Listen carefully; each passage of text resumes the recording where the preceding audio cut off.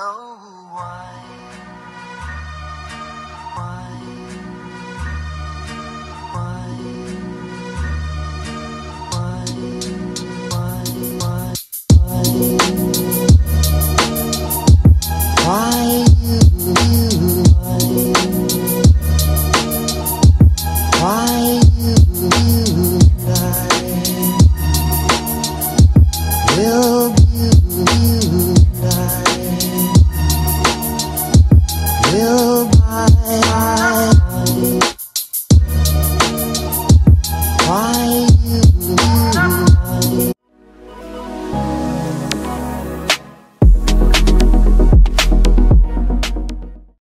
Ladies and gentlemen, welcome back to Top 5 Academy. Today, we'll be revisiting the topic of the top 10 most useful late-game dinos in Ark Survival Evolved. This is going to be part 2 to the video that I uploaded last week. Go check that one out before you watch this one, as this is going to be the top 5 of those 10, and the last ones will be the bottom 5. Okay, well, without further ado, let's get right into the video. Oh, but real quick, go check out my gaming channel, Zodiac, with an underscore. It'll be in the description, and I just started it, and content will be uploaded to that this summer.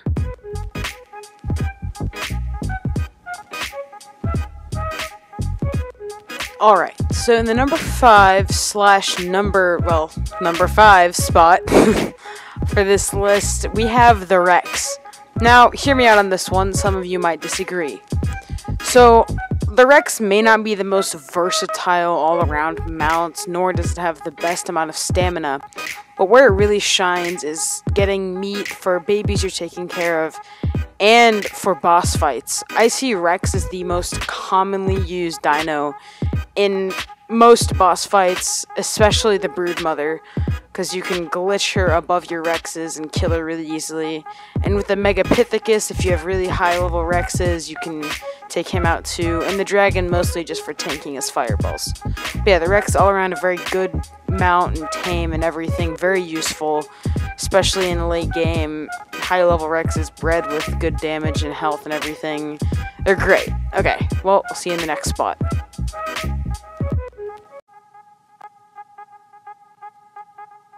Alright, well, in the number 4 spot is the Deodon. This thing it's phenomenal. Not only does it do damage equivalent to that of a Carno, its health can be comparable to a Rex sometimes if you add enough levels into it. Seriously, the Deodon is so freaking powerful. It has an AoE effect when it attacks. It has a passive healing ability that is just insane. You can even heal your dinos, you can heal your tribe members. It's great for boss fights. It's seriously probably one of the best dinos in Ark. Not quite at the number 1 spot though, due to some shortcomings with the healing effect, such as the fact of how much food it eats when it actually starts to heal. But otherwise, this is an all-around just great dinosaur that you should definitely go hop on Ark with your friends and tame. Because if you see that healing area of effect, it is huge. You can heal so many Rexes with that in like a Megapithecus boss fight. But yeah guys, that was the Deodon, and let's move on to the number 3 spot.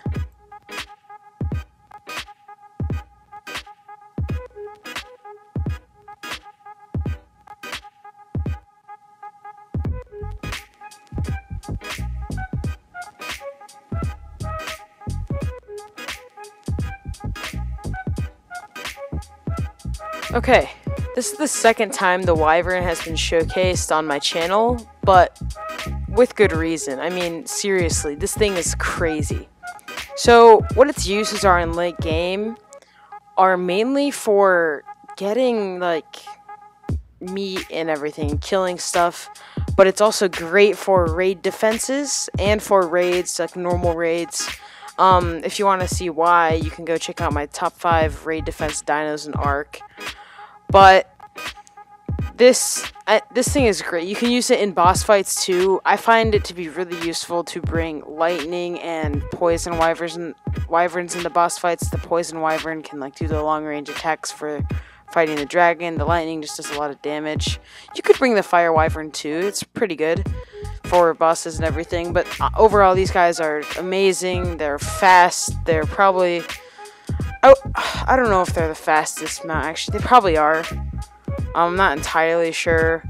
But they're definitely one of the most powerful creatures in the game, which is why they are the number 3 most useful late game dino in Ark.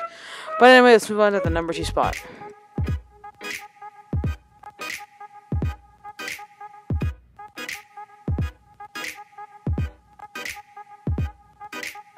Alright, so the number 2 spot's going to be taken up by the Quetzal, and I don't think I'm going to be getting much hate on this one because it's just so versatile.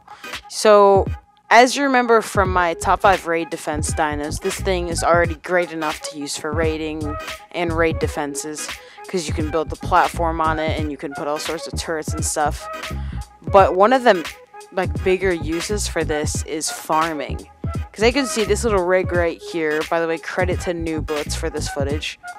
It's amazing. It's so simple, yet so great. You just put a couple ramps on the platform with some foundations, and have an Ankylo or even a Doedicurus if you want. Heck, you could put Therazinos on here for getting wood and stuff. That'll be talked about later. Hint, hint. But so, as you can see, you can just get, if you have like 10,000 weight on a Quetzal, you can get so much metal. Like, think about it this way. That is, okay, you won't actually fill the weight all the way up because you won't be able to move it all and it's inefficient. But let's say you get 5,000 metal. So that is 5,000 pounds of your Quetzal filled up.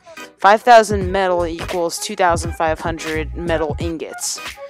Which you can, who knows how much you can build. You could maybe even build some, like, Mastercraft recipes with that. It's crazy. It's a great dino.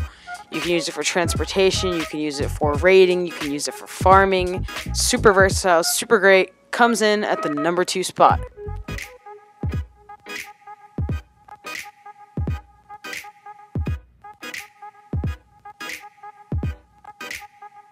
Alright, so the number 1 spot is no surprise to a lot of you really good players on official servers. It's the Therizinosaurus, of course. What else would it be? This, I mean, yes, it is probably one of the most painstaking tames ever, just due to the time it takes to tame and the fact that you need Megalosaurus kibble, which is another nightmare of its own to get. Seriously, Therazinosauruses are so great. Well, if you don't know, every time you level up a Therizinosaurus, it gets a harvesting level that you can put into delicate harvesting, or I think it's like rough harvesting or something. And, well, delicate harvesting is delicate no shock, and the other one is not delicate. Okay, I'm gonna stop being freaking smart aleck and get into what it actually does. So, delicate harvesting is for getting thatch and I think berries too. I'm not sure. But delicate harvesting is for getting thatch and stuff. No, not thatch, for fiber.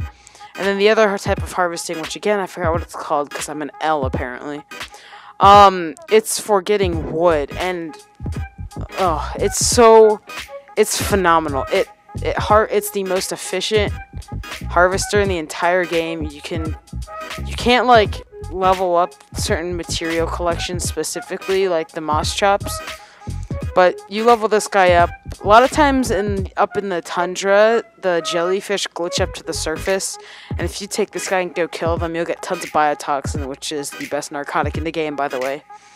But yeah, it's such a great, and again, it's very versatile. It's slower than a T-Rex, but has much more stamina. A lot of times you can even kill Rexes with it, just due to the sheer amount of damage this thing does.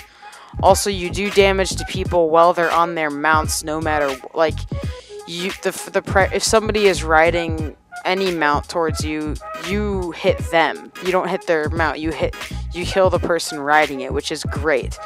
But that's also a bad thing, so when you're trying to tame this thing and you think, ooh, I'll take my Carno into tank for me. Well, one, even if it could hit your Carno only, your Carno would get destroyed. But it would kill you first, and then kill your Carno. Because these things are so wildly aggressive, they'll freaking destroy you in any move you make. But as you can see, there are no words to describe just how great this thing is. It's so useful, has tons of purpose to it.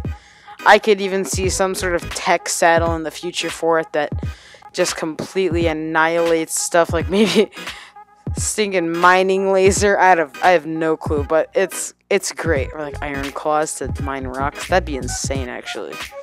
But it's Therizinosaurus, #1 spot. Peace out, you freaking nerds.